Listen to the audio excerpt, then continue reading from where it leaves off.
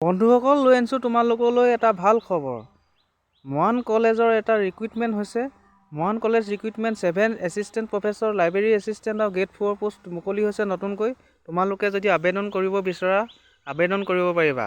ইয়াত কি কি কোৱালিফিকেশ্যন বিচাৰিছে, কি কি পোষ্ট আছে, তোমালোকক সবিশেষ দেখুৱাব বিচাৰিছোঁ। তোমালোকে ভিডিঅ'টো শেষলৈকে চাই থাকা।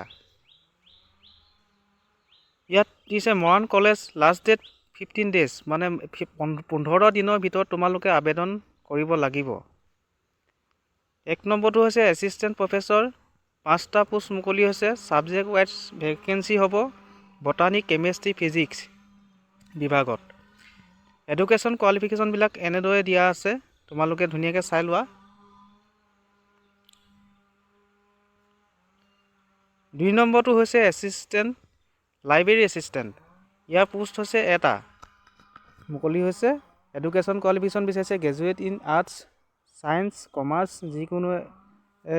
যিকোনো হ'লেই হ'ব। ইয়াতে MS Word আৰু এক্সেলটো অলপ জানিব লাগিব। 3 মহীয়া এখন কম্পিউটাৰ চাৰ্টিফিকেটো দৰকাৰ হ'ব। গ্ৰেড 4ৰ কাৰণে এটা পোষ্ট মুকলি হৈছে। এডুকেশ্যন কোৱালিফিকেশ্যন অকল 8 পাছ হ'লেই হ'ব। আবেদন কৰিব পাৰিবা 8 পাছ হ'লেও। এজ লিমিটটো দিয়া আছে ইয়াত 18 পৰা 38 ইয়াৰ্ছলৈকে পাৰিব। ST, ST, MOBC ক্ষেত্ৰত 10 বছৰ দিছে ৰিলেক্সিং। এপ্লিকেশ্যন ফিজবিলাক দিয়া আছে ইয়াত, ধুনীয়াকৈ তোমালোকে চাই এপ্লাইটো কৰি দিব পাৰিবা।